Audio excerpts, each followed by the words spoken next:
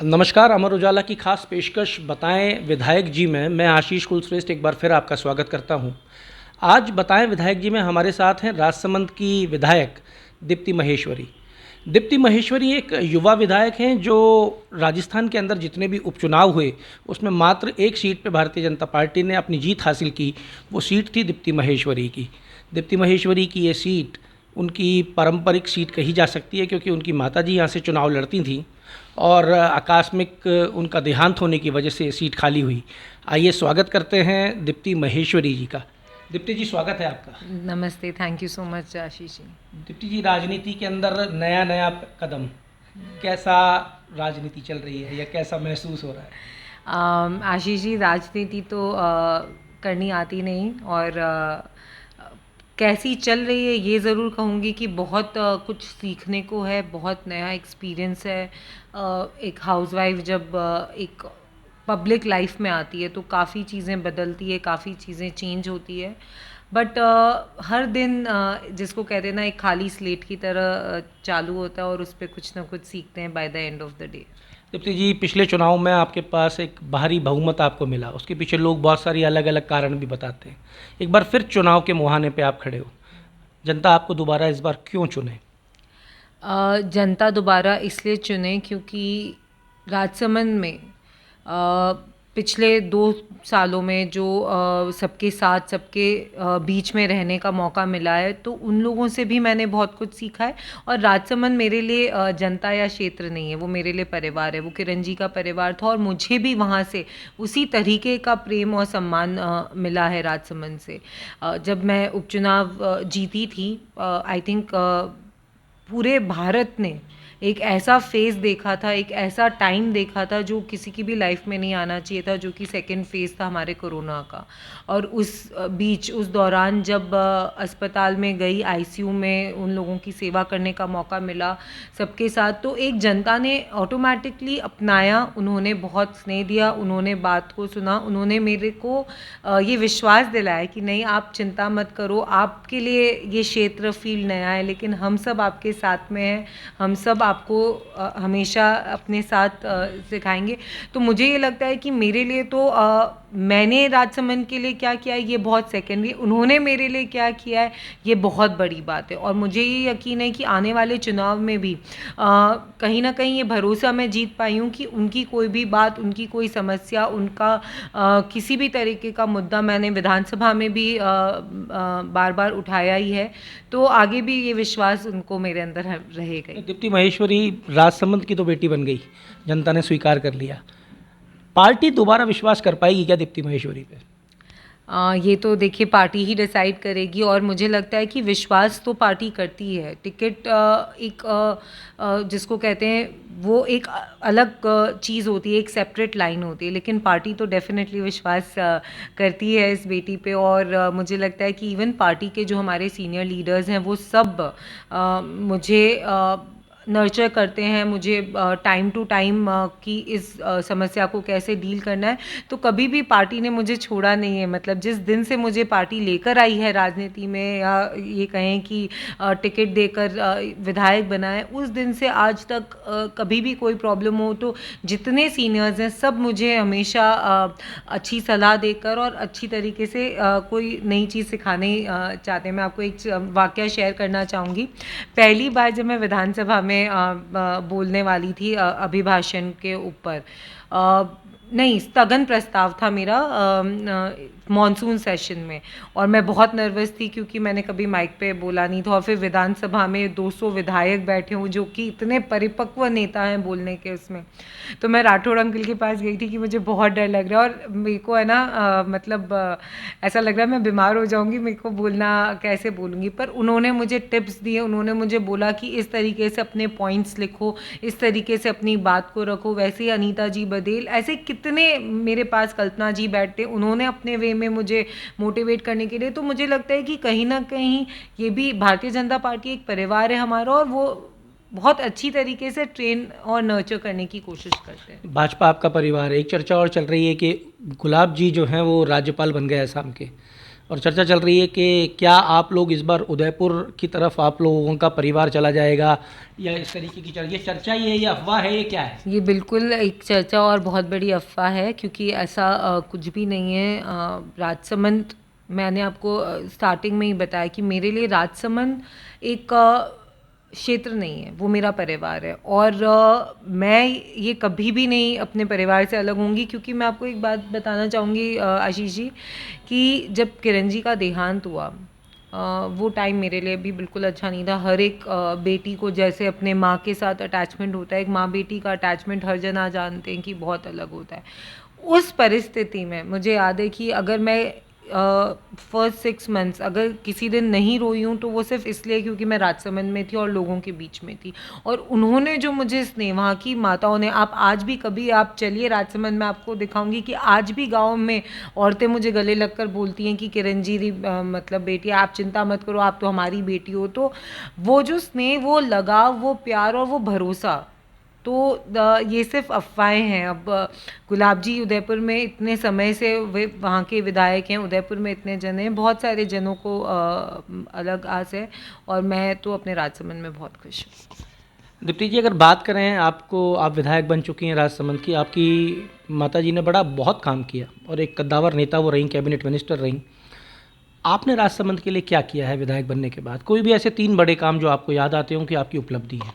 आशीष जी, किरण जी ने सभी कामों की नींव रख के गए, तो मेरी उपलब्धियां तो मैं आपको ये नहीं बोल सकती कि 2 साल में मैंने कोई काया पलट कर दी, क्योंकि इस सब चीज़ों का संघर्ष उन्होंने करा। लेकिन मैं ये बात ज़रूर कहूँगी कि जैसे द्वारकाधीश कॉलेज, किरण जी उसकी नींव रख के गए थे, तो आज वो पूरा हुआ उनके जाने के बाद, इस बात का हमें दुख है। लेकिन ये कोशिश करी, ये पूरा प्रयास करा कि वो कॉलेज जल्द से जल्द पूरा हो, और बिल्डिंग आज बन के तैयार है, चालू हो गई है। तो ये एक सपना किरण जी का था। वैसे ही खारी फीडर को लेकर वे चाहते थे कि राजसमंद झील, क्योंकि इतना अच्छा टूरिस्ट स्पॉट बन सकता है, और उनका ये मानना था कि ये झील में अगर पानी का आवक बढ़े, तो उसकी वजह से कंटिन्यूसली यहाँ पर पानी रहेगा, तो टूरिज़्म हम अच्छे से अट्रैक्ट कर सकते हैं। तो खारी फीडर का इस बजट घोषणा में 80 करोड़ का, कि वो रिपेयर हो जाए, ताकि रिपेयर मेंटेनेंस की वजह से वो उसमें पानी अच्छे से आ सके। तीसरा, मेडिकल कॉलेज की एक उनकी लंबे समय से डिमांड थी। तो ये जितनी भी चीज़ें हैं, या तो ऊपर से वे ब्लेस कर रही हैं कि ये चीज़ें हो रही है, पर मैं ये उपलब्धियां मेरी नहीं मानूंगी। मैं ये मानूंगी कि मैं सिर्फ एक ज़रिया बनी, उपलब्धियां तो आज भी उन्हीं की है जो उन्होंने करा है, क्योंकि 20 वर्षों से वे राजसमंद में, कोई भी चीज़ आप आज सोचोगे तो उसको होते होते एक निर्धारित समय लगता है। तो ये सारी उपलब्धियां उनकी थी। वैसे ही अगर हम बात करें मेडिकल कॉलेज का, जो वापस से अभी ये घोषणा हुई है, तो इस बात की डिमांड, इस बात की मांग, इस बात के लिए परस्यू करना उन्होंने भी उतना ही करा, और मैंने भी जब से यहाँ पर आई हूँ तो उतना ही करा है। पर इट्स जस्ट कि ये कह सकते हैं कि शायद मैं लकी रही कि अब वो चीज़ें धरातल पर आने में दिखने लग गई है। तो उसके अलावा ब्रॉड गेज की इतनी बड़ी डिमांड थी, जो मैं दिया जी को धन्यवाद देना चाहती हूँ कि सांसद महोदय ब्रॉड गेज हमारे राजसमंद में लेकर आए। तो ये सब राजसमंद के लोगों की, हरिओम सिंह जी स्वर्गीय जो पूर्व सांसद रह चुके, वो और किरण जी, इन दोनों ने मिलकर पूरी कोशिश करी कि ये ब्रॉड गेज आए, पर जिस कारणों की वजह से नहीं, पर आ जाइए। तो ये सारी राजसमंद की उपलब्धियों में संघर्ष बहुत लोगों का है, और बहुत पहले से संघर्ष है। तो हम तो एक माध्यम बनते हैं। तो सबसे पहले तो मेरी उपलब्धियाँ नहीं, ये राजसमंद की उपलब्धियाँ हैं, राजसमंद की जनता की जीत है, और ये उन लोगों की डिमांड्स हैं, उन लोगों का विजन है, जिसकी वजह से हम ज़रिया बनते हैं। ये तो हमें भगवान ने ब्लेस करा है कि हम वो पाथ ले सकें। बाकी तो ये सब उपलब्धियाँ राजसमंद की है। चलिए, कोई बात नहीं, आप उपलब्धि नहीं मान रही हैं अपनी, कोई बात नहीं। अब सवाल ये आता है कि चुनाव सर पे है, काउंटडाउन शुरू हो चुका है, आप एक युवा चेहरा हैं, आपको क्या लगता है कि अब आने वाले चुनाव में आपको राजसमंद के नए मुद्दे क्या हो सकते हैं, और आप किन मुद्दों को लेकर अब आप जाना चाहेंगी? आशीष जी, राजसमंद में एक बहुत बड़ी प्रॉब्लम है पलायन की। राजसमंद एक बहुत छोटा जगह है, मैक्सिमम मेरे 48 पंचायतें ग्रामीण क्षेत्र है, और लोग काम के लिए सूरत, बॉम्बे, अहमदाबाद, दिल्ली, जयपुर, बहुत सारी जगह लोग शिफ्ट हो जाते हैं, क्योंकि यहाँ पर अपॉर्चुनिटीज़ नहीं है कि काम कोई कर सके। अपने आप में अगर आप देखें तो पानी की एक समस्या है ही हमारे यहाँ पर कि जिसको कहते हैं कि पीने के पानी की पर्याप्त नहीं है, तो इंडस्ट्रीज़ नहीं आ सकती। तो डेफिनेटली मेरा जो आने वाला 5 साल होगा, मैं ये वर्क करना चाहती हूँ और हमारी सरकार बनेगी तो मुझे लगता है कि कहीं ना कहीं वो हमें और बेनिफिट मिलेगा कि किस तरीके से हम पानी का सोर्स और बढ़ा सकें, इंडस्ट्रीज़ अट्रैक्ट कर सकें, स्किल डेवलपमेंट में ऐसा काम कर सकें कि इवन इफ़ अगर कोई फैक्ट्रीज़ बड़ी नहीं है तो स्किलफुल लेबर्स, क्योंकि जो छोटी छोटी फैक्ट्रीज़ हैं हमारे यहाँ पर, मार्बल एक बहुत प्रीडोमिनेंट इंडस्ट्री है, वहाँ पे भी लोगों को आजकल स्किलफुल लेबर नहीं मिलती है क्योंकि कहीं ना कहीं लेबर्स की ट्रेनिंग ही उस तरीके से नहीं हो रही है कि वो।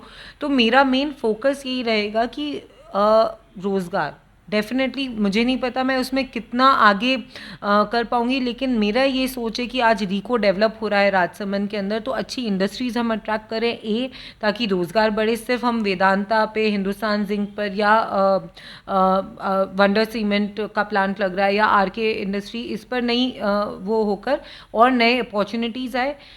स्किल डेवलपमेंट में बच्चों को पढ़ने में, एजुकेशन मेरा एक मेजर फोकस रहता है कि अगर एजुकेशन इन प्लेस है तो इंसान कुछ भी कर सकता है। आज मुझे भी यकीन है कि मैं अगर कुछ नहीं करूँगी तो एटलीस्ट मेरा एजुकेशन है, मैं कहीं ना कहीं पहुँच जाऊँगी अपनी एवरीडे। तो वैसा ही मुझे लगता है कि एक एजुकेशन, स्किल डेवलपमेंट और रोज़गार, ये 3 चीज़ें हैं। और पानी का जो एक समस्या लंबे समय से चल रही है उसको कैसे सॉल्व कर सकते हैं, इन पे फोकस है। आपने कहा कि हमारी सरकार आएगी 2023, तो सरकार पे भी बता दीजिए क्या अनुमान लग रहा है, कितना लग रहा है, कैसे लग रहा है कि भाजपा कैसे 2023 के अंदर वापस आ रही है, आपका क्या अनुमान है? भाजपा जिस तरीके से 2013 में आई थी वैसे ही 23 में आएगी। डेफिनेटली हम लोग सरकार बनाएंगे। पूरी राजस्थान की जनता थक चुकी है, परेशान हो चुकी है कांग्रेस सरकार से।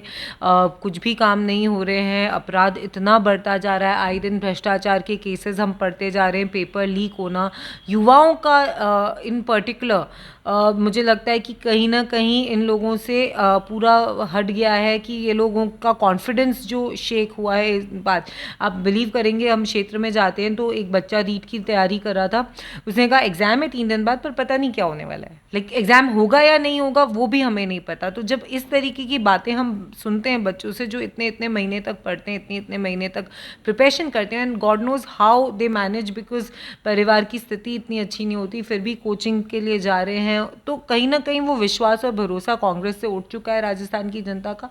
और जैसे हम 13 में आए थे उससे भी भारी मतों से हम आएंगे 23 में, ये पक्की बात है। तो ये आप सुन रहे थे राजसमंद विधायक दीप्ति महेश्वरी को, जिन्होंने बड़ी सादगी के साथ में अपनी बातें रखी। ये एक युवा नेता हैं, इन्होंने स्किल की भी बात की, इन्होंने रोज़गार की भी बात की, इन्होंने पानी की भी बात की, और जो भी काम इन्होंने किया है वो सारा का सारा काम इन्होंने बता दिया कि अपनी माँ ने, इनकी माँ ने जो नींव रखी थी उस नींव के तहत इन्होंने सारा काम किया है। तो हमारे साथ विधायक तो ज़रूर है, राजनेता बनने में भी दीप्ति महेश्वरी को बहुत समय लगने वाला है, मुझे ऐसा लगता है।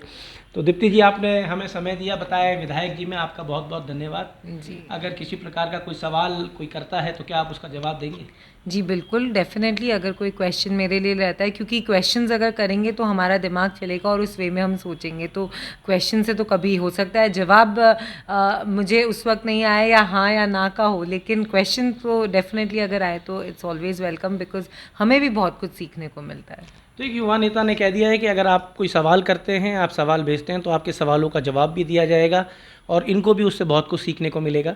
तो जुड़े रहिए हमारे साथ, अगली बार आपकी मुलाकात फिर किसी विधायक से कराते हैं। जब तक के लिए धन्यवाद और जय हिंद। अमर उजाला अब आपके टीवी पर भी। अपने स्मार्ट टीवी पर YouTube पर सर्च करें अमर उजाला, चैनल सब्सक्राइब करें और देखें ताज़ा खबरें, वो भी HD क्वालिटी में।